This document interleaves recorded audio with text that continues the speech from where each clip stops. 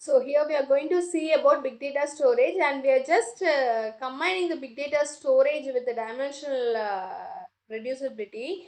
So first we are going to see about what is dimensional reduction. So this dimensional reduction, this is a concept which is covered in the machine learning, which is efficient in the machine learning training data sets and a better visualization, and also it reduces the features concepts. So this is how this is shows in the this is the 2D data sets which it shows in the data visualizations process. This is how the dimension reduction is work out.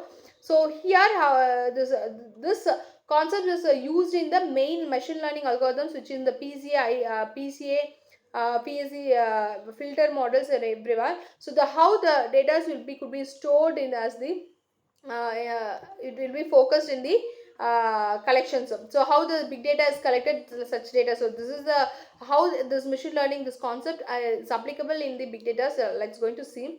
So for example, for one more example we have to say the college once struggled with storing growing data. Growing data means students record year to year, they just updating videos, online exams. We have to maintain the old one also, the same time the current one also. So the many years for 25 years 35 years already the just moving. So the updated the growing data, it should be the day-to-day life, the data should be growth. So how we are going to maintain this efficiently? So how everything was kept in one system. So mark means we have to, it should be a very confidential thing. So the confidential thing should be, it is a law, it is a old or updated data.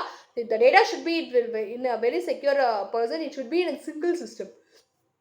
So if it is in single system only, we can it will be more security, and unauthorized person cannot be entered easily. If it is built multiple system, the unauthorized person will be easily, they can be accessed. So for example, the courseware notes we're just uploading in the net, it could be accessed by the multiple system, but some peculiar data like data sets, marks, and students data, it should be single system. So which soon becomes it's slow and reliable. So one day they adopted for this we are using the smart solution, this Apache Hadoop.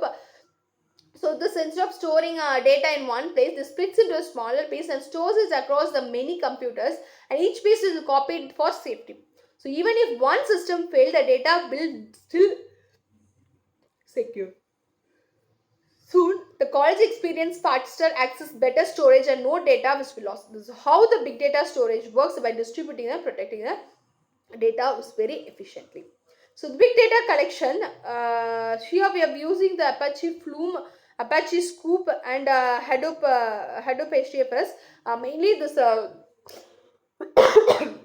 mainly this three concept is used in the big data concepts.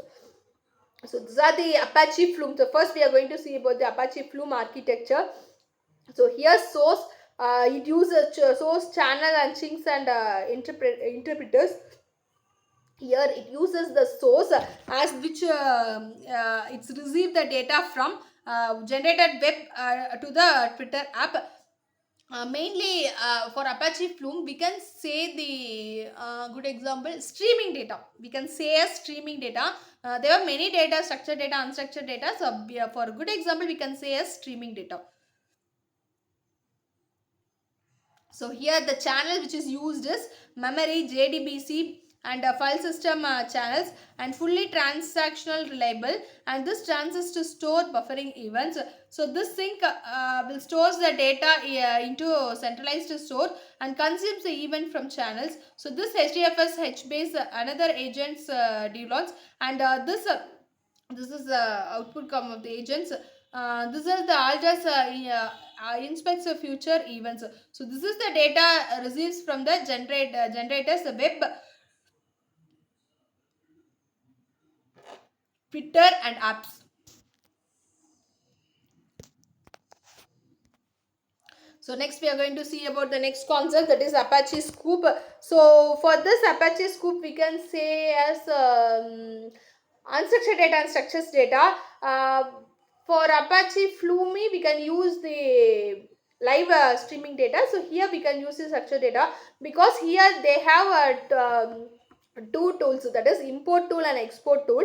In import tool, it accesses the RDBMS to HDFS. For example, RDBMS is it's a relational database management system. It is stored. It is not a distributed system. HDFS is the distributed system. RDBMS is not a distributed system, but at the same time, it is traditional, and HDFS is it's a distributed, it's a update, it's a modern technology for the stores the data. And here the map reduce tasks have been used, at the same time the process will be used as parallelly. But in export tools, here data aggregation is framed and JDBC constant connections is being connected. So JDBC connections, each mapper establish the direct database connections for the fast data transfer.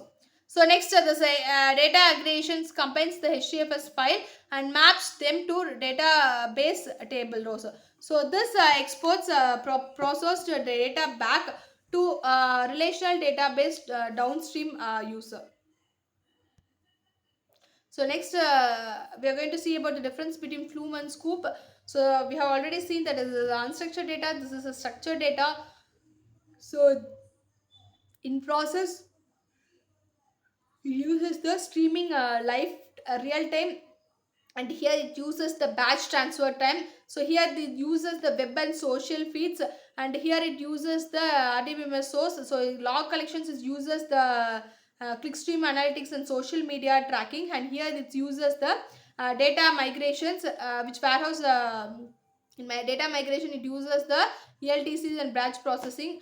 And this in future technique, we use the dimensional reductions and the data collection systems for flume and scoop optimization. Validation and technique, we have used the dimensional reduction. Flume and scooping, we have used the optimization section.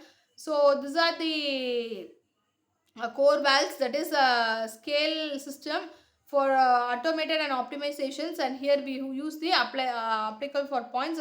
So the key source and reference is security and access, its control, data collections and data retrieval, data processing and distributed storage device, which we have used here. Thank you.